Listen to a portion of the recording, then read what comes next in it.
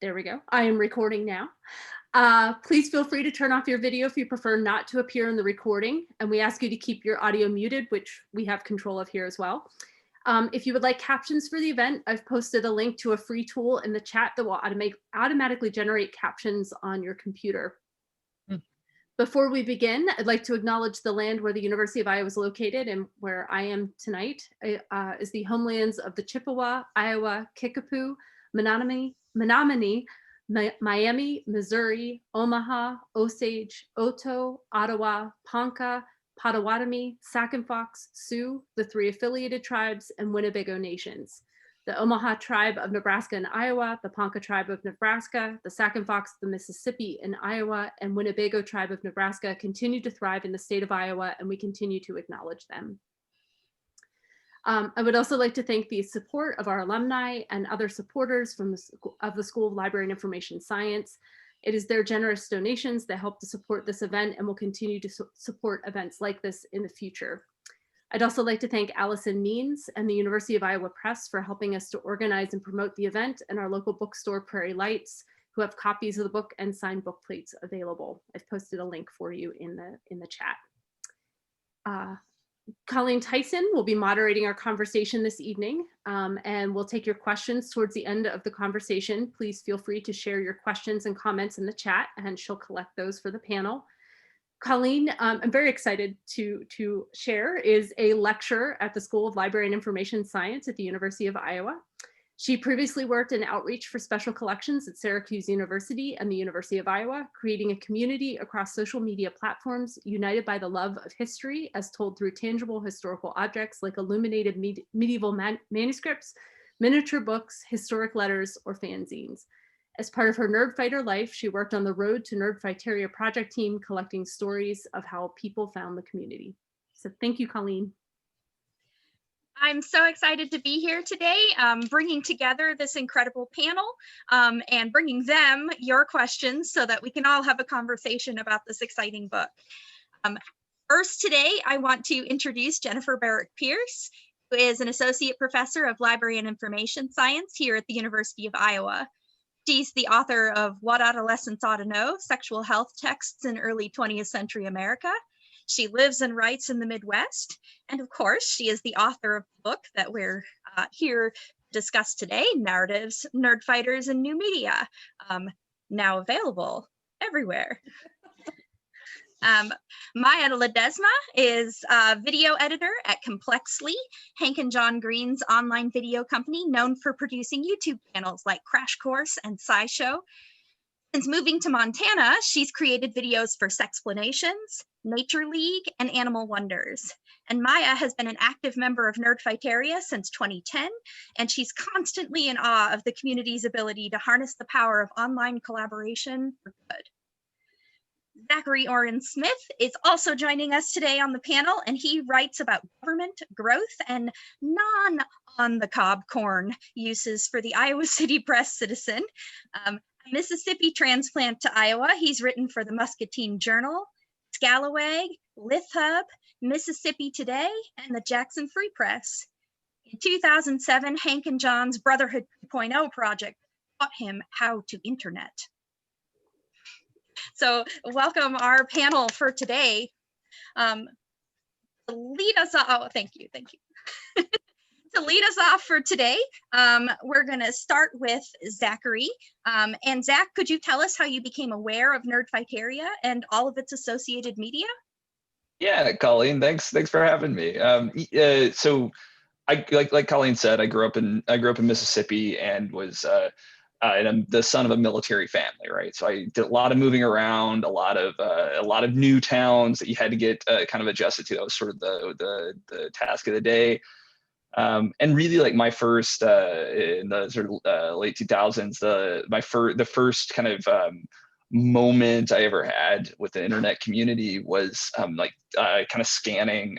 Someone sent me a video of the Brotherhood 2.0 project. I think it was summer. I don't think any of my friends were in town. I don't think I had any connection with another human being. And I found these these funny and intimate projections just floating online, and they gave me something to plug into and something to sit with and something to like comment on and create. I don't know.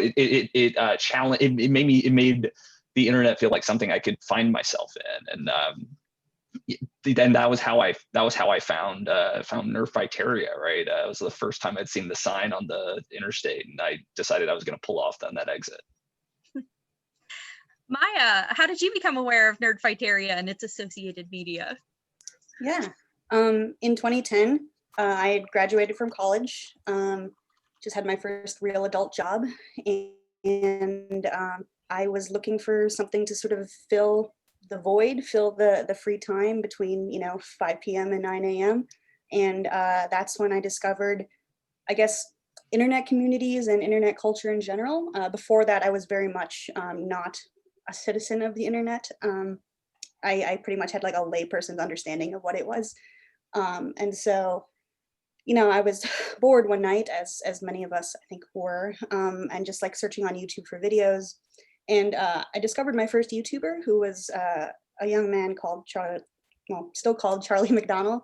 And he was making these sort of quirky, weird, like educational, funny videos. And I thought, oh, this is like a thing that people use YouTube for. Like, up until that point, I had thought that YouTube was just a repository for viral videos and cat videos. And so Charlie at one point mentioned the Vlogbrothers in his vlog. And one of the recommended videos on the side of his screen was a Vlogbrothers video. And it just happened to be a Thoughts from Places video that John had made. And so that was sort of my introduction to the Vlogbrothers, was this Thoughts from Places video from John, where he spoke eloquently. And basically, if you know John's writing and if you know John's podcast, like that was just sort of like an early sample of his work. And so I thought, oh, Vlogbrothers, it is a space for like intelligent conversation to happen. And then the next video that I clicked on was a video from Hank, which was the total opposite of that. Those who know, it was a Humpy Hank video. And so it was sort of, I had like the spectrum of the sorts of things that the Green Brothers were making at the time, like introspective and thoughtful, and then wacky and very internety. And so that was sort of my introduction into this community. It's like, okay, I guess I'm signing up for both these sides of internet culture. And it's been a really fulfilling and rewarding place to be since. So yeah. Jennifer, how did you get introduced to Nerdfighteria and all of its associated media? But I like their stories better. Their stories are more fun than mine. Well, I used to be, once upon a time, I was a young adult librarian. And so keeping the new books and everything like that on the shelf was what I did. Knowing who was popular, who was interesting, who teens wanted to read was just part of how I lived and breathed. And then I became faculty in the library school program and started teaching YA literature, which meant maintaining that type of knowledge, but in a different way and for a different audience. And so it was while I was in that role that John Green put out Looking for Alaska, and Looking for Alaska won the Prince Award. And so that sort of put him on the map as someone that, that me and my peers were interested in, that teens started to follow and pay attention to. So that's where I first heard, the name John Green and started reading some of the Vlogbrothers related media. But it wasn't until long after Tifios came out, The Fault in Our Stars. And then all of a sudden, I'm waiting for the next John Green novel, and I'm waiting for the next John Green novel, and it's not there. So what do? I do what every librarian does. I go on the internet and I start searching. And the Vlogbrothers videos started appearing in the results. And so that was sort of my entree. I was determined that I was going to learn about the next John Green novel if I just kept watching these videos. But I mean, they're so fun. They, as Maia was saying, as Zach was saying, it's the range of human experience in these videos in such a wonderful way. Thank you so much. So we got this snapshot of how you became aware. Can you now tell us about your journey from observing the community, becoming an active participant, or claiming the term nerd fighter? And Zach, we're going to have you lead that one off one more time. Yeah.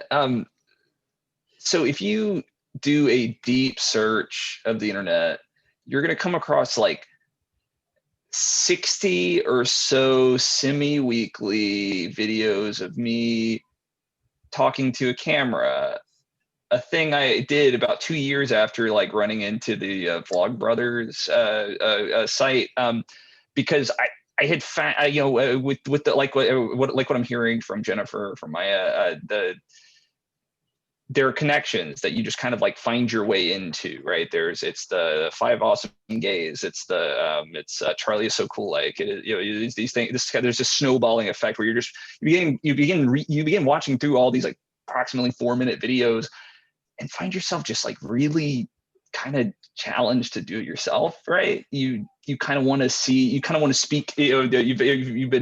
You've seen so many people speaking to you and speaking to each other through these on this platform in all these different on Tumblr, right? And you want to participate in it. You want to like hop in and see like what that's like, what that feels like. And so I went full in. I started. I would keep notes during as they would come. I would keep notes during like high school, during like class, and I'd like be like, oh, that'd be a great topic. That's great. I was working on my 15 minutes, my 10 minutes of comedy, thinking that this is going to be the thing. This is going to be the topic that's going to really like light someone's interest. And though I have spent a ton of time being like hugely embarrassed by like some of the thoughts that like came out of my mouth, I am deeply, there was like that experience of like that slipping into, going from of the sort of low buy-in that is necessary in order to slip from watcher into fan, right? Up to participating in the world. It was just approachable enough to where it made it feel possible that you could feel these things and do these things that you're seeing so many really talented creators and thinkers do. That was for me, it was a really early point that really kind of challenged me to like break out of my shell and yell at a camera, which was really most of what I did. So much, Zach. Maia, how did you journey from observing the community to becoming an active participant? Yeah, I need to make the mental note to do a deep dive into finding videos, because now I'm extremely curious, but that'll be for another time. That's okay. I have a lot of embarrassing videos up as well. My story is a little bit similar. I feel like there are kind of different levels of it. So the first time I felt like I was actually like a part of the community wasn't right away. It didn't happen all at once. I think like in the first few months of watching Vlogbrothers, I was very much still a passive viewer, just like consuming the media. I didn't even like go down to the comments section because I just cared about the videos, and then I moved on. Like, to me at that point, I didn't see the comments as like the wonderful place that it could be. I saw it as what I think most lay people had seen it as, like just a cesspool of like negativity. And so there was one time when John had said in the video that, and I'm paraphrasing here, I can't remember what the video was, but he had said, like, the most interesting part of this YouTube experience isn't even what goes on up here. He was gesturing to the frame of the video, but it's what goes on down there. And that caused me to sort of reevaluate my viewing experience. Like, maybe instead of just consuming like John and Hank's videos, I should go down to the comment section and see what people are saying and engage with them. And so I did. And like, I wrote my first comment. I don't even remember what it was, what the video was, but I just remember that the responses I got to that comment were so warm and inviting and welcoming. And I felt like I was no longer just like a passive viewer, like I was actually part of this community. And so I felt encouraged to continue commenting and engaging with this media. And then it wasn't until like a year after that I finally felt like, okay, I've watched enough videos. I kind of want to contribute to this conversation in more than just comments. I want to make my own videos. And I'm not somebody that jumps like headfirst into something. Like I need a lot of assistance and support and encouragement. And thankfully I had that from a few of my friends who had also watched John and Hank's videos. And they were like, hey, we're doing a collab channel. You can do it with us. It's all part of being a community, right? So that was how I felt sort of comfortable jumping into the world of vlogging. And yeah, like I'd done it for a number of years, and now video making is my career. So yeah, and it all started with just wanting to participate. Yeah. That's so lovely. Mhm. Thanks, Maia.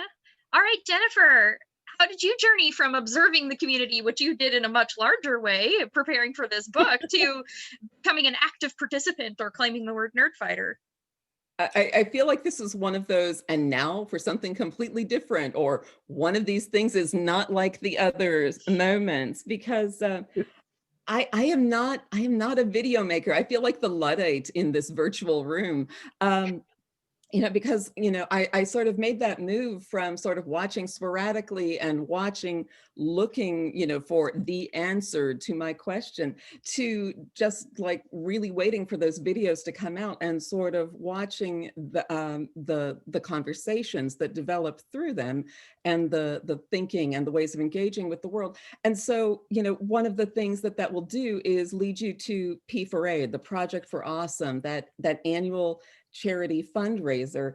And so I wound up on a mailing list, and I saw that there was a call for Nerdfighter art. So I do not have this talent that everyone else does with the video camera, but it was about the point when I had started to do my own knitwear design. So in 2016, I did my first knitwear design pattern for Project for Awesome as a perk to reward contributors. And basically, I've done one every year since.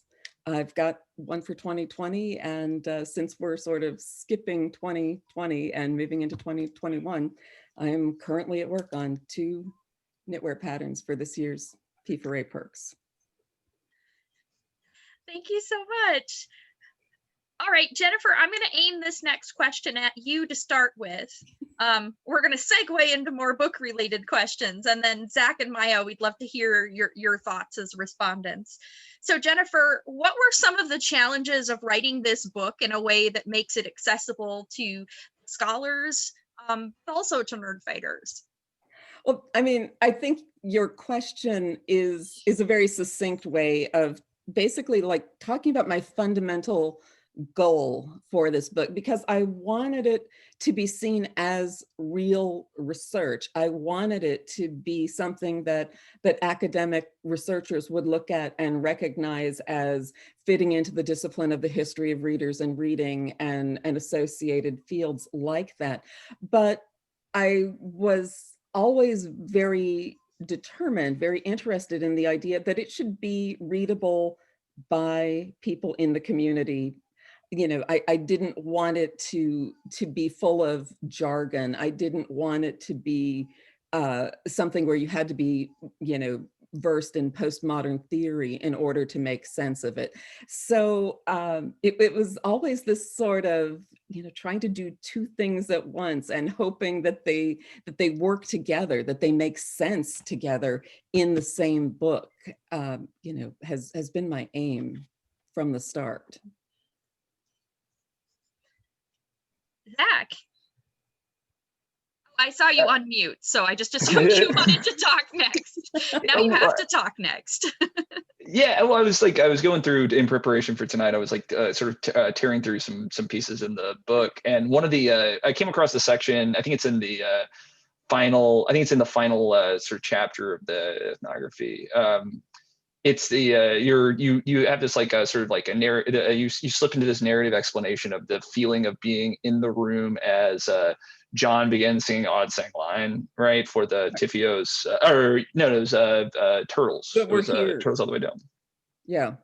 And it slips like really neatly into this like almost like kind of lyricism, right? Of like sort of kind of trying to like resurrect this moment, right? This thing that like I've seen this video. There's a point where you slip from, and I don't know if you were there. I can't remember if you were there in the audience or if you were experiencing this online, or maybe it was both. I think, well, I did both. You did both. I got to see them in Indianapolis, but then they broadcast or recorded and live streamed the one from San Francisco. It's a really cool moment in the book that I hope when everyone here buys this book, we'll go check. There's this like slippage between like the sort of like the experience in the room as lived, and then the experience of like kind of like tuning in online, that I thought was like, for again, as like someone who I guess I spent like since February, we've been experiencing a lot online.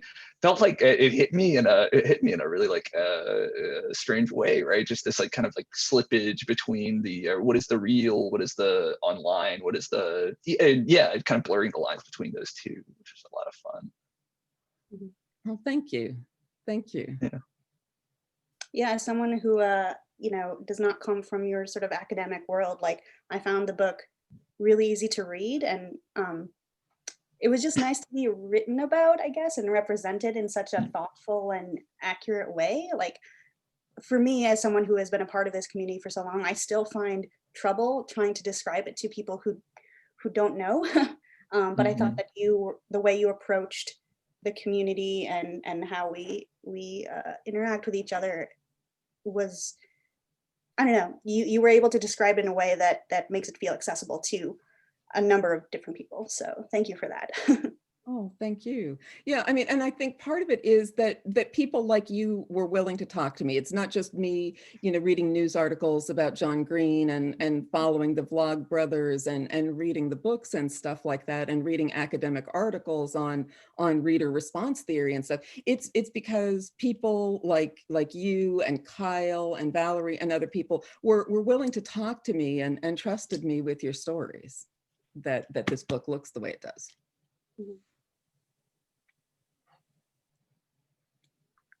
Jennifer, I have another question for you, so we can dig a little deeper into the book itself. So much of the labor of this book was to chart a chronology of this networked community through time. Internet sites and social media posts can all disappear so fast. How did you go about creating this timeline, and how did that inform your research in the book? Well, it started out actually as sort of like, if you haven't met the book yet, basically when you get to the end, there is 12 pages of me trying to wade through and document and order everything that I could discern about the development of this community.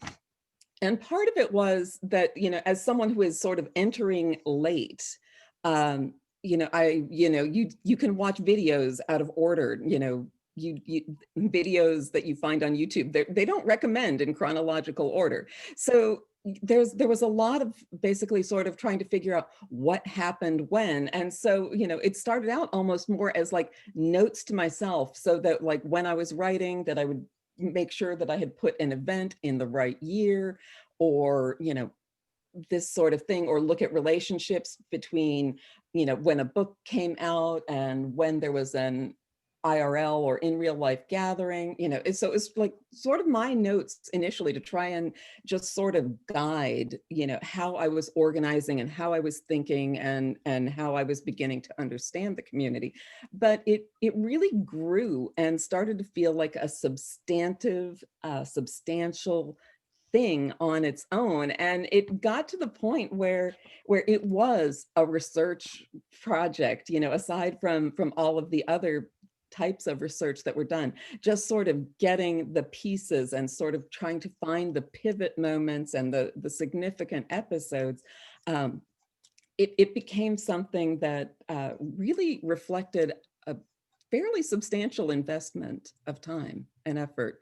And I liked it. It was fun. I mean, there's this, I hate to go all academic-y because I know there are people here who are here, because of Nerdfighteria, but I mean, there's a theorist, Hayden White, and he basically talks about how we do history. And one of the things that he says is like, okay, there's all these different ways of writing history. And we think of chronology as like, well, one thing happened and the next thing happened and then something else happened. But then he comes, pulls this example out and he's like, okay, so, here's something you didn't participate in, something you don't have knowledge of. We don't know why someone decided to write things down. And so his point is that when we're doing a chronology, that there's an ordering principle, that there's something that makes it's not just a list of dates, that you have to have something that brings it together and makes it cohere. There's still sort of a narrative or an argument that you're driving toward when you build a chronology. And I've taught that essay many times over the years, but nothing made that more true than doing this particular chronology. Chat, Jennifer is calling for you to go as jargony as you like. When you start saying that, I'm like, yes, more, give me more, please. They said we have nerd in our name. Jennifer, I was wondering if you'd tell me a little bit about, like kind of bouncing off what Maia was saying earlier, right? There's something about the book by putting a chronology, by building like almost like a infrastructure right around this community, by like trying to build up walls and making things distinct, right? The process of trying to make distinct these like kind of experiences, these relationships. I'm curious about how you approach that with something so like so wide ranging, so potentially what am I trying to say? Effusive, right? It seems like a difficult task, and then for that chronology to go in the back when it's no, why not like front and center? Come my on, GA Jennifer. told me my GA when that chronology moved around so many times. If you go through all the draft files, first it's in front, then it's in back, then it's in front, and then it's in back. And I, like when I'm sitting there ready to send the final manuscript in to my editor, I'm just sitting there going, okay, should it be there? Where should it be? Where should it be? I mean, because there was so much work, and part of me feels like it frames. But my GA at the time, who is a very smart and very talented writer, argued that my words, my narrative should be what led the book, rather than putting it in putting the chronology in the front. But I mean, there are. I don't think I've got every single event that ever happened in Nerdfighteria. I mean, because particularly like the more time I spend even in bookish online Nerdfighter places, there are people with amazing tech skills. There are people who do all sorts of graphic design and all sorts of technical work. There are people who do video gaming. And I mean, if I were going to point to something that this chronology doesn't do, I don't think it's got as much of, like the people who work on the gaming server and stuff like that. I mean, so part of my bias or my interest that sort of contains what Nerdfighteria is that I was looking, sort of more at narrative and more at reading and response to books and to narratives when I was building and when I was writing and thinking here. I was just curious. So, your timeline is quite thorough, even, excluding sort of those aspects of Nerdfighteria.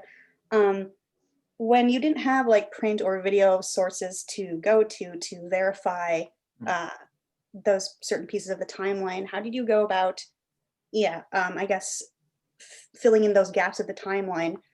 Like, I know that you reached out to people in the community, but like, the community is so sort of spread out in a way, and there's very distinct sort of like sections. So like, how does one even begin to find these people and then help fill in those gaps? I was curious if you could just describe your process a bit. Well, I mean, so there is the Nerdfighter wiki.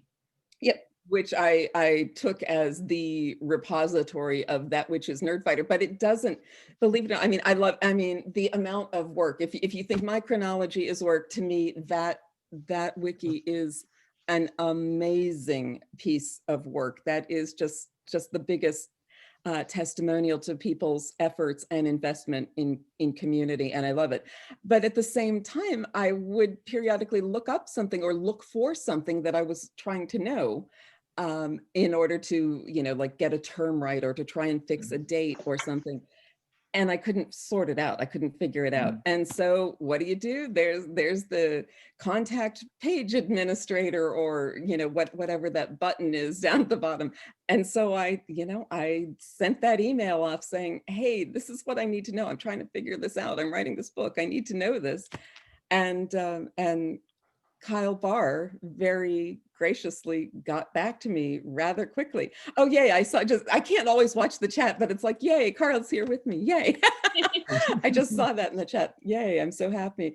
So that was one of the entry points. And sometimes I could identify, particular people that I wanted to reach out to ask questions. Sometimes there are news articles, actually, because some of the things that happen are public events and lots of people turn up. There's sometimes news coverage, so, but I was always, before I fixed a date or something like that, I tried to get at least two sources that were in agreement or close to in agreement before I entered it and made a decision about where to place it in that chronology. Yeah, I just want to add on a little bit of love for the chronology too.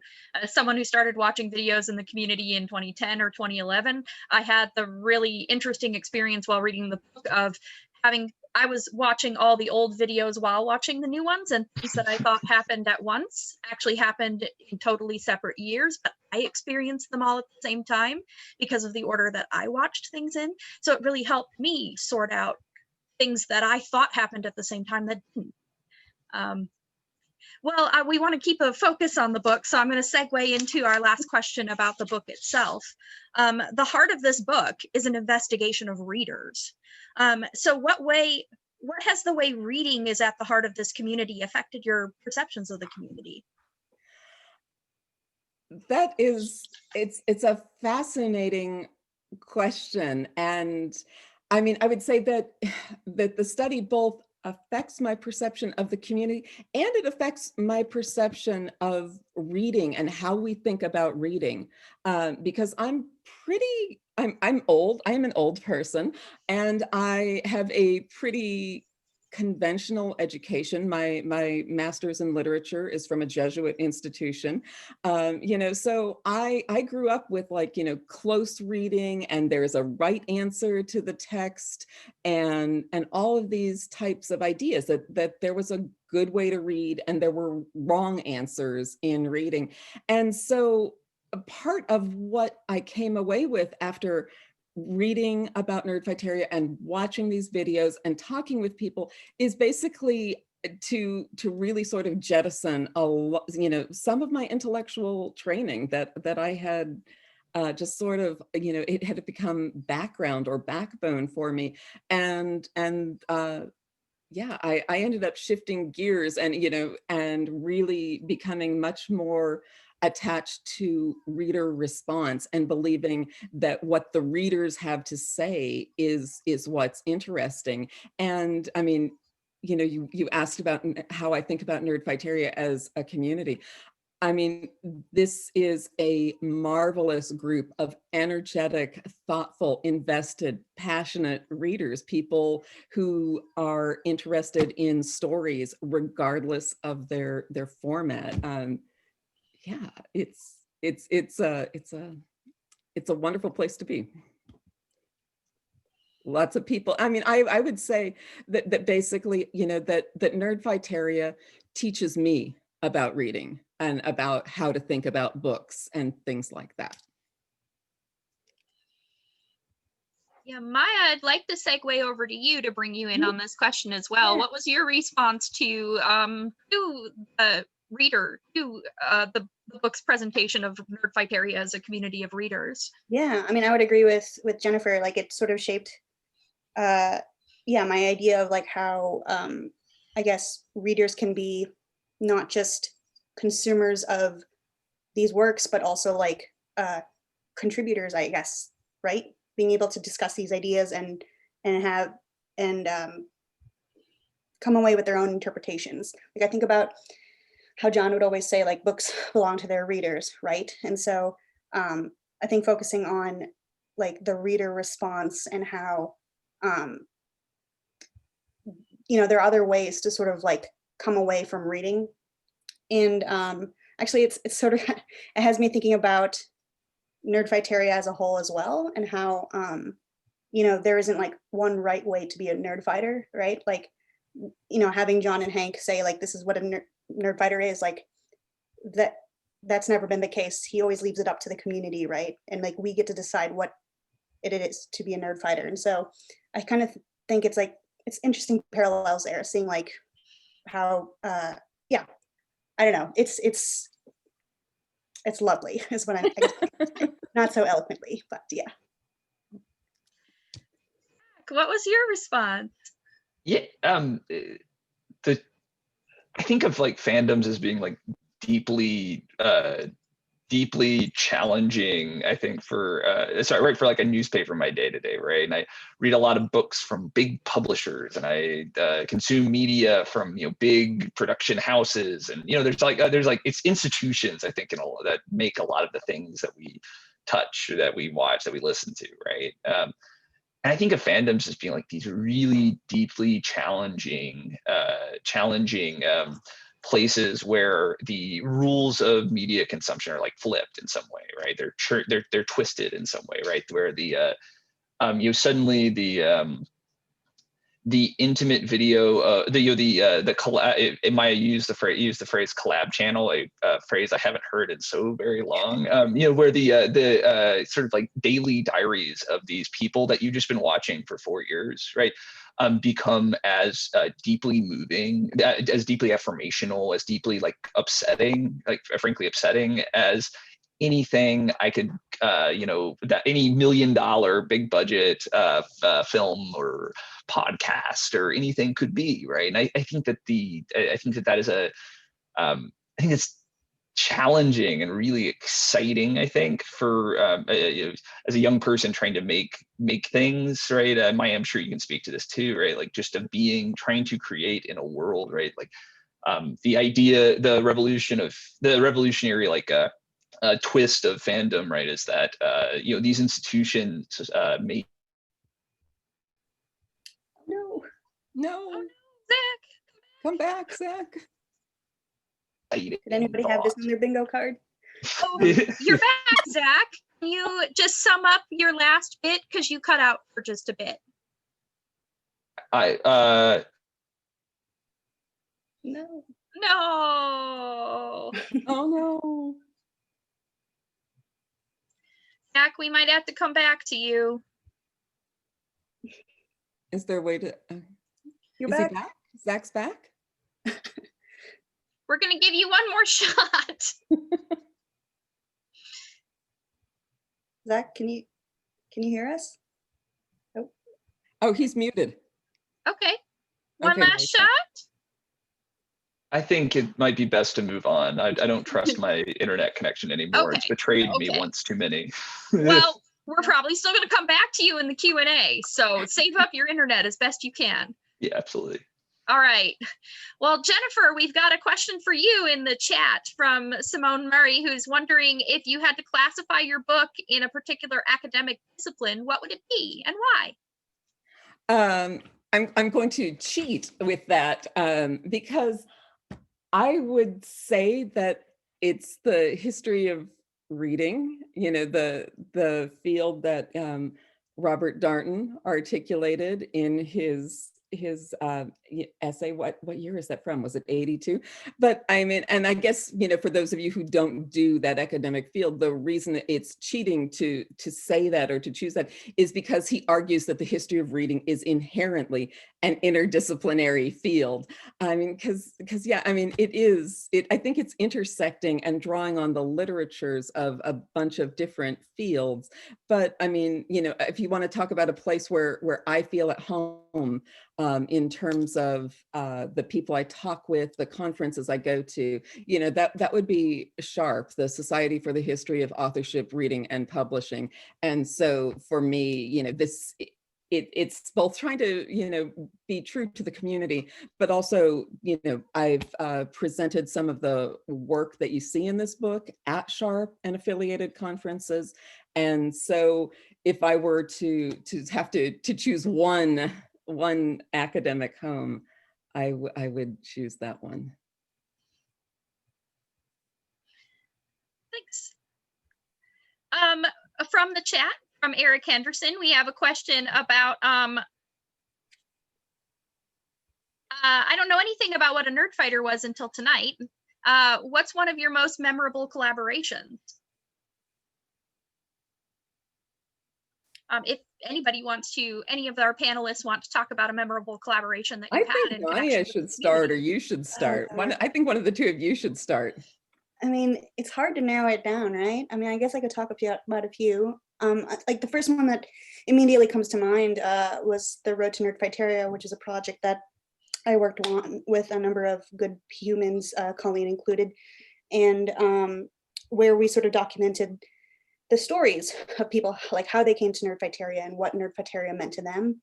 And we did it across a number of different platforms, through blog, through video, through photo stories. Yeah, it remains like a really beautiful like memory in my life, because I think it was like the best representation of what Nerdfighteria is, which is just people coming together to make good things with each other for the good of others. Sorry, I get really emotional when I think about it, because it was very good. It was just a very good time. And yeah, I guess that sticks out in my mind because as sort of like the pinnacle of what Nerdfighteria can be. But also to add to that, Project for Awesome, which is, you know, a charity event that we do every year. It's like a week long, yeah, I'm going to explain this badly, but yeah, it's like a week long event where we try to raise as much money as possible for charity, to be split among a number of different charities, including Save the Children and Partners in Health. Yeah, and you know, everybody, like, even if you're a Nerdfighter who doesn't watch all the videos or consume all the podcasts or whatever, like, usually there's those Nerdfighters that will just tune in to that live stream in December, or in this case, February of next year, who like, it reminds them what Nerdfighteria can be at its best, which is just like some really fun loving people just getting together to do good and have some fun while doing it. It's, I don't know, those are always sort of like the highlights of like my time in Nerdfighteria.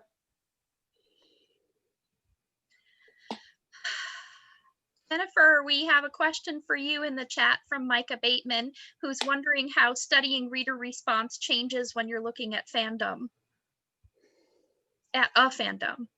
I'm like sitting here trying to think, well, what's the good answer to that? And I think Melanie had a follow-on to that. I mean, one is that the people, the readers are basically self-documenting.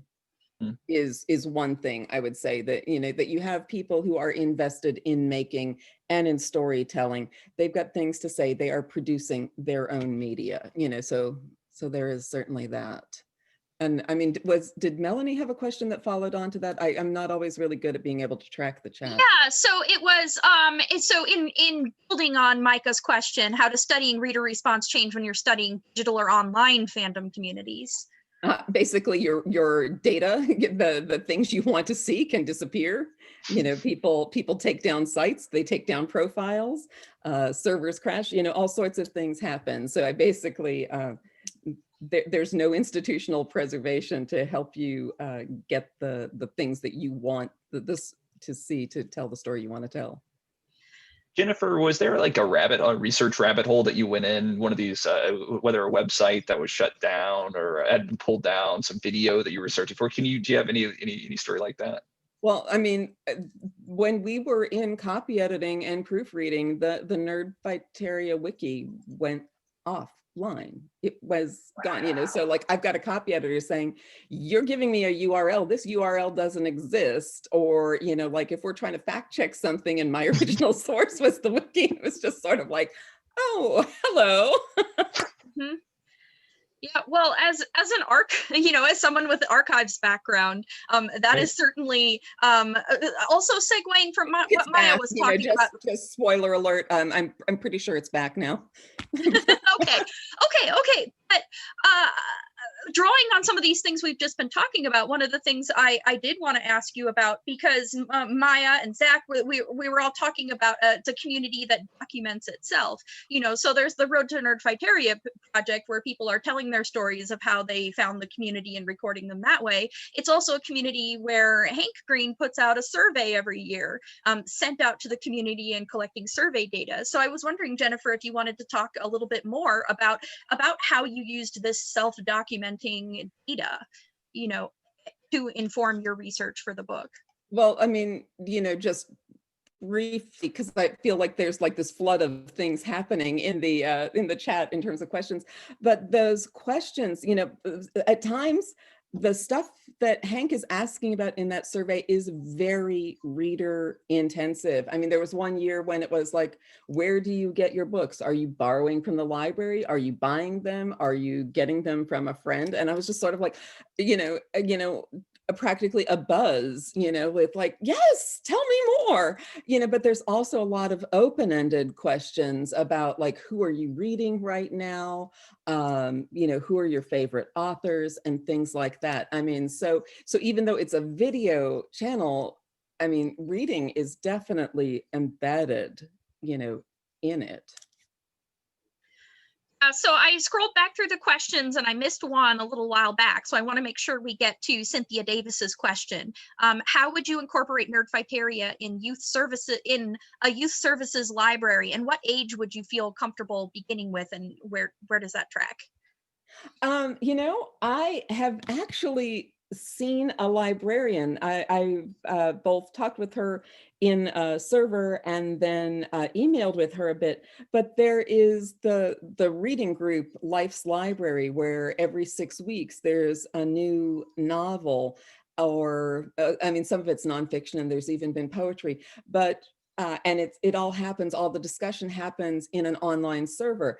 And this YA librarian in Texas that I talked with decided that she was going to start hosting Life's Library discussion groups, reading group meetings in her library. And so she gets the books and she distributes them to people and then convenes Life's Library group readership meetings in her library. And I haven't been able to follow up with her much since she started it. But that was one example of a Nerdfighteria thing sort of happening in a library in real life.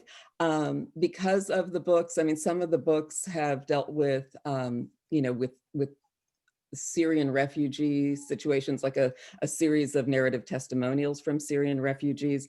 And so to me, you know, some of the content is perhaps a bit disturbing. And so I would say you would want, you know, the YA readers for that. I don't know that I would hand those testimonials about what it's like to have survived the war in Syria to someone much younger. But there are testimonials on old Nerdfighteria newsletters about kids in junior high and maybe even a little younger doing things, you know, whether it's having a reading group, whether it's getting together to watch videos or participate in some way in the Project for Awesome and things like that. So, and I'll email you, Cindy. I'll talk to you later about this. So we have a really, really active, oh, sorry, go ahead, Maia. Oh, sorry, your comment of like young people participating in Nerdfighteria just made me think of our last P4A. One of the, so we had a teacher who has been a part of Nerdfighteria for a long time. She had her 7th grade class submit P4A videos. So like a lot of the P4A videos that we ended up featuring on the live stream were from like her 7th grade class. And I just think about how like even at that age, that young age, like they can be interested in trying to do good and thinking outwardly. So I think like, oh, perfect. Teresa's in the chat. I was hoping that you would chime in a little bit. Yeah, like I feel like Nerdfighteria can be for kids as well. So yeah. Someone did, oh yeah, so Cindy, if you look at the chat, it looks like there's a lot of answers to that question there. Victoria's in the chat. Sorry, I got really excited. Hi, Victoria. Yeah, so we're hearing in the chat about Pizza John clubs, about ways that teachers have used Project for Awesome. Yeah, Pizza John club, I love it. So let me, if I missed any of your questions, please re-type them. But most of the chat has been just really actively investigating the challenges of preservation of web content. And Yeah. Are we saving the chats thread? So that I can read it later. The way that these sources disappear makes it really challenging. I do think that I'm going to form this into a question, but I'm really interested about how you go about studying a contemporary history when these sources can come and go. It's a challenge. I mean, I wish I could say there was a nice, neat, simple, clear answer to that. But you know, you're looking in different places. You're doing the same search day after day, and sometimes when you're not getting anything new, you basically let it sit, and then you go back and you start running those searches again, or you come up with new words. You know, my desktop right now is not pretty. I like a certain amount of order, and my desktop right now, you know, it's a mass of screen captures, because part of what you learn when you do this is if there's a, you know, something that's cool, like someone's said something that's almost like magical in the way that it captures the sensibilities and the ideas that you're interested in, like you need the screen capture, you need to grab it at that moment and have some documentation at that moment, because it might not be there tomorrow.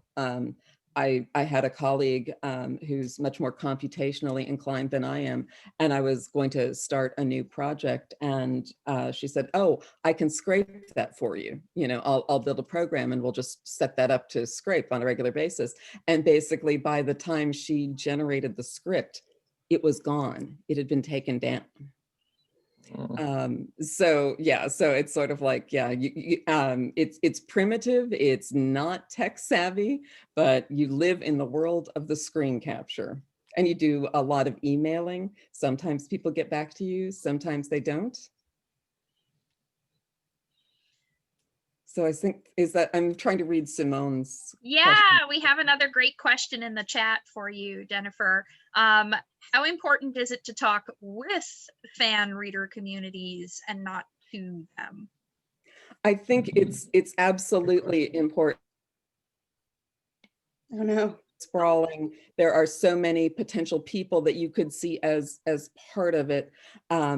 You know, and I mean, certainly I would love to talk to more people. I would be thrilled to talk to more people. But when you have like 3 million subscribers to the Vlogbrothers channel, it's almost impossible basically to talk to everyone. But I mean, yes, I would say basically the answer to that question, Simone, is yes. I think that talking with readers and hearing from them is so important that to me, it feels like the only way to get it right, the only way to be honest, you know, to sort of make it a dialogue rather than the, oh, you are doing something interesting and I am going to study you, you know, because I think that's kind of off-putting. I know sometimes, you know, with things that fall under the rubric of fan studies, there can be some discomfort, there can be some blowback when people start writing and publishing. And so, you know, I was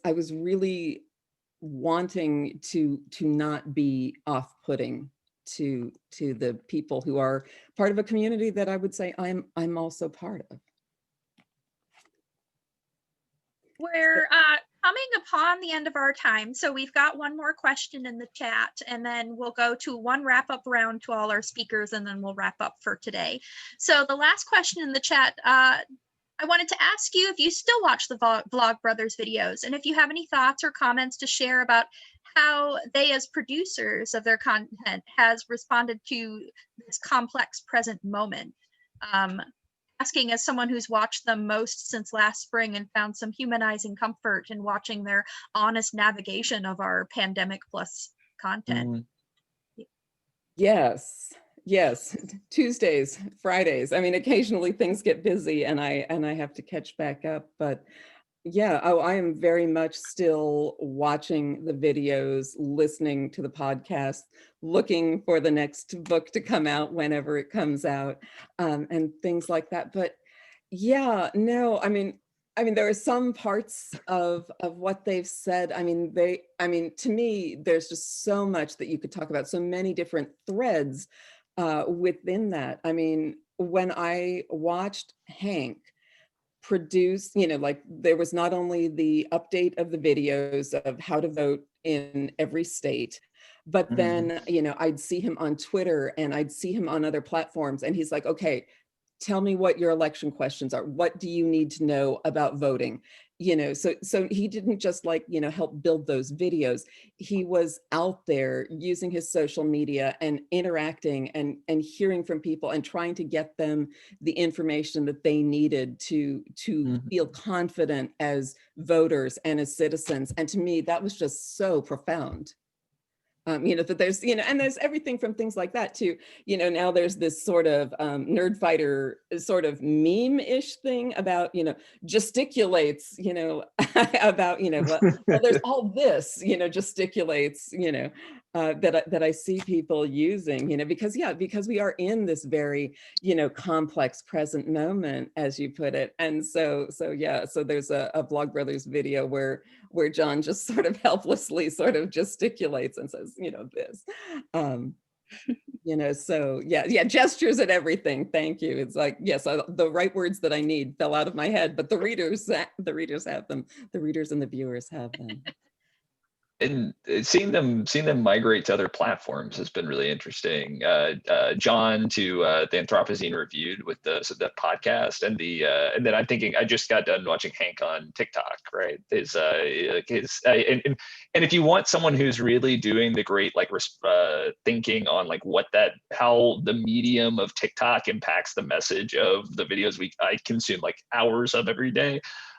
There is no one I would rather send you to than Hank Green, who's just doing some marvelous thinking on that platform about what it means to make TikTok videos and how it affects our consumption of that material. It's brilliant.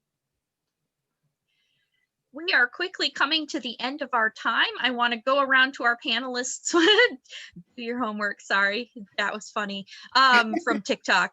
I want to go around to our panelists one more time and just give you one last chance for anything that we missed that your parting thoughts to wrap up for today. And I'm going to start with Zach and then go to Maia, and then I'm going to come to you, Jennifer, to finish us off.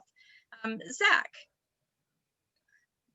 Yeah, I really appreciate y'all having me in. The last thing I wanted to share was so I moved to a very cold Midwest from a very warm state down south, and I remember I was getting in the car with a colleague of mine, Joseph Kress, who works at the Press Citizen with me. He's our photographer.